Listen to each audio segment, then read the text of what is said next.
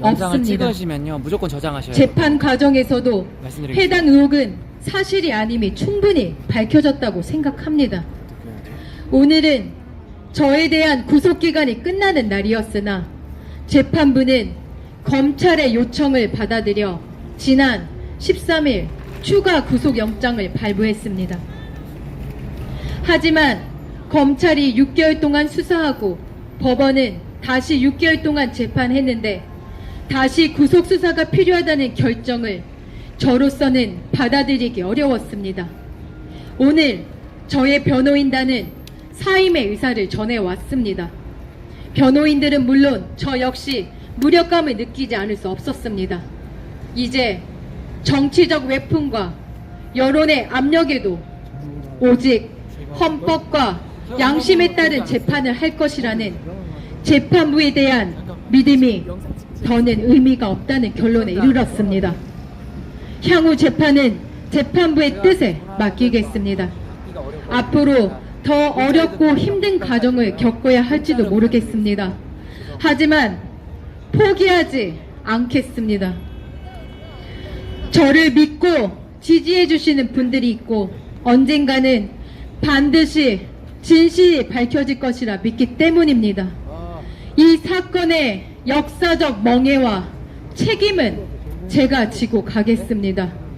모든 책임은 저에게 묻고 저로 인해 법정에 선 공직자들과 기업인들에게는 관용이 있기를 바랍니다. 네, 이것이 2017년도 10월 달에 박근혜 대통령님의 법정 진술이었습니다. 찍은 다음에 여러분, 무조건 저장하셔야 돼요. 이 다시 올리시면 진술이 지금 이렇게 저장을 하면 다시 올리세요. 6년이 지났습니다. 횟수로. 어떻게 생각하십니까? 박근혜 대통령님께서 그 당시에 이것이 거짓말이었습니까?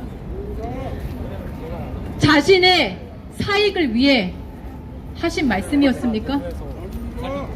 대한민국의 법치가 무너진 본인의 사건이 공정한 재판이 이루어지지 않고 있고 정당한 수사가 이루어지지 않는 것, 이런 것에 저항하시어 침묵을 선택하셨습니다. 그래서 4년 9개월 옥중 생활을 하셨고 박근혜 대통령님께서는 그래서 우리에게 자유수호 정신을 남겨주셨습니다. 맞습니다. 불의에 타협하지 않고 옳지 않은 일에 이렇게 저항하는 것을 지도자로서 행동으로 보여주셨습니다. 맞습니다. 그렇다면 우리는 이 자유수호 정신을 이어받아 잘못된 것은 잘못되었다 라고 말을 해야 할 것입니다. 맞습니다. 탄핵정변 진실 규명, 우리 미래 세대 아이들을 위해 꼭 필요합니다. 맞습니다. 우리 아이들 교과서에 2016년, 2017년도에 촛불이 혁명이라고 배워야겠습니까? 아닙니다. 이 탄핵정변 진실이 밝혀지지 않으면 여러분 그 촛불이 혁명이라고 배우게 됩니다. 정의정화가 중학교 고등학교 시험에 촛불 혁명이라고 적어야 됩니다. 안 됩니다. 저는 말했죠. 아이들에게 빵점 맞아도 되니까 옳지 않은 답 적지 말라고. 박정희 대통령님에 대해서도 독재자라는 그런 프레임의 문제가 나오면 옳은 너의 생각을 적어라. 주관식에 그렇게 알려주고 있습니다. 맞습니다. 틀리는 게 낫죠. 맞습니다. 문제 자체가 틀렸는데. 그래서 여러분 아시죠? 2016년도에 촛불이 많이 나왔습니까? 태극기를 드신 분들이 많이 나왔습니까? 여기 산 증인들이십니다. 태극기를 들고 오신 분들이 많았습니까? 촛불을 들고 사람들이 많았습니까? 태극기가 많았습니다. 증거자료 있습니다. 경찰이 드론으로 촬영한 그 증거 자료에 분명 태극기를 드신 정의롭고 올바른 생각을 가지신 태극기를 드신 자유우파 국민들이 더 많았습니다. 맞습니다. 이것을 누가 감췄습니까? 언론이 감췄습니다. 언론이 감췄고 돈 많은 자들이, 권력을 잡은 자들이 이 사실을 숨겼습니다. 그래서 그 당시에 태극기를 드신, 국민 저항권을 들고 나오신 그분들 그래서 유튜브가 분명 생겼습니다. 자료로 남겨져 있습니다, 여러분. 맞습니다. 그 자료가 없어지지 않도록 빠른 시일 내에 이 탄핵 정변 진실 규명해야 하는 것입니다. 객관적인 자료들이 있습니다. 알고 있죠, 여러분? 분명 경찰이 항공 사진으로 촬영을 한 게 남아 있을 것입니다. 태극기를 드신 자유우파 국민들, 왜 그 목소리는 담지 않는 것입니까? 그런 것들이 밝혀져야 하는 것입니다. 네, 이제 마지막으로 저의 또 하나의 중심 주제가 된 이 차별금지법, 역시나 공청회가 있었습니다. 그 공청회가 무산되지 않고 차별금지법, 평등법 제1차 공청회가 5월 25일 날 법사위에서 있었습니다. 우리 빈손 시인님께서 그 공청회를 보시고 메모한 것을 보내주셨어요. 예, 쪽지로 적으셨더라고요. 찬성하는 사람 발표자만 나왔다. 그냥 그거 무시하면 질문자 의원도 찬성하는 의원만 나왔다. 이렇게 메모를 해주셨고요. 기독교 내에도 찬성 기류가 있다라고 했는데, 그 예로 유스앤조이를 제시했는데, 그 유스앤조이는 좌파 어용 기독교 언론입니다. 잘 들여다보면 그 기독교는 기독교인데 좌파 어용 기독교 언론인 유스앤조이를 들먹거렸답니다. 그 공청회에서. 차별금지법 찬성을 하는 NCC의 동조 세력이 바로 이 유스앤조이인데, 그것을 기독교 내에서도 찬성하는 기류가 있다라고 그렇게 공청회에서 말을 했다고 합니다. 그리고 성의 선택에 있어서 후천적으로 선택을 할 수 있다라고 말을 하고,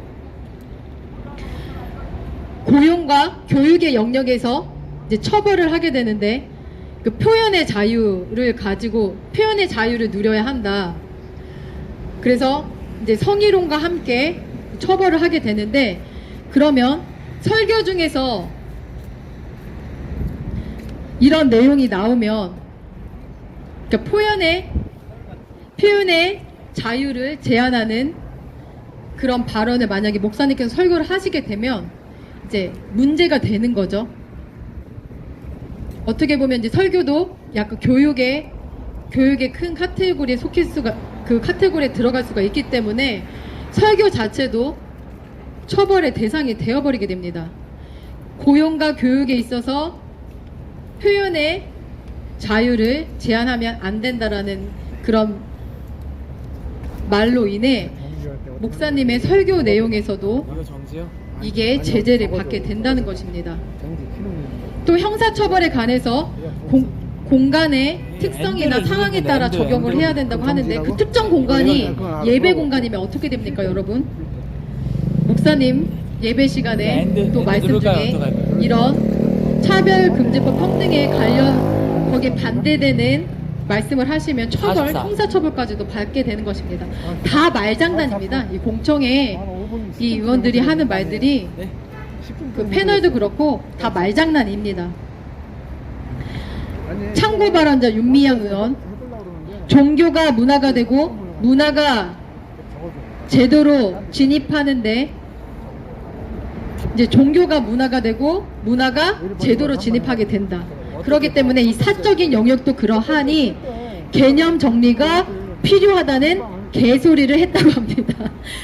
빈손씨님이 이렇게 메모 남겨주셨어요. 윤미향 의원이 개소리를 했다. 어떠한 논리도 맞지 않는 그런 개소리를 윤미향 의원이 참고 발언자로서 했다라는 그런 메모를 남겨주셨고요. 이런 개소리 말고, 네, 우리 훌륭하신 진짜 지성인 우리 빈손 시인님의 이 차별금지법에 관한 글을 지금 시리즈로 적어주시고 계십니다. 이것도 새벽에 보내주셨었는데 정말 감사드려요. 제가 실제로 지금 국회의원실에 빈손신임의 글을 제가 메일로 팩스로 보내지 않고 메일로 보내고 있습니다. 그 각 의원실마다 공동 메일이 있더라고요. 차별금지법에 관한 객관적인 자료와 함께 빈손신임의 글을 팩스보다는 메일로 보내는 게 더 전달이 정확하게 된다고 해서 제가 지금 메일로 보내고 있습니다. 네, 벌써 이제 4번째 시리즈가 됩니다. 4번째 시리즈로 우리 빈손씨님의 글을 읽어드릴 거고요. 대표님 이거 안 받으신 분들 좀 나눠주세요. 네. 근데 이번에는 좀 우리 여기 아이들이 있어서 섹스라는 단어가 많이 나와서 이 단어는 알파벳으로 제가 대처해서 읽도록 하겠습니다. SEX라는 단어로 제가 대처를 해서 낭독을 해드리도록 하겠습니다. 제목, 이것을 기억하라. 차별금지법 반대 시리즈 4번째. 모든 사람은 도덕적이며 윤리적이다. 이것은 모든 것의 근원이요, 종교, 교육, 경제, 문화, 정치 등에 있어 근본이요, 원칙이다. 원칙은 정직이요, 원리는 진실이다. 아니 내용이 다른데. 실천 요강은 사랑과 자비와 비폭력이고 반드시 진리를 추구해야 한다. 진리가 무엇인지 증명되지 아니한 채 진실을 언급하려는 것과 진리와 진실을 상실한 자들이 정의를 주장하는 것은 위선이요, 추악함이요, 범죄다. 도덕성은 부드럽고 평안하며 실로 상식적이고 정상적이어야 한다. 충동적 행동은 각성과 거듭남과 지적 행위가 될 수 없다. 충동적인 것은 감정 나누기가 불안하며 사랑 나누기는 불쾌하다. 읽을까요? SEX는 사람에서 가장 민감한 부분이지만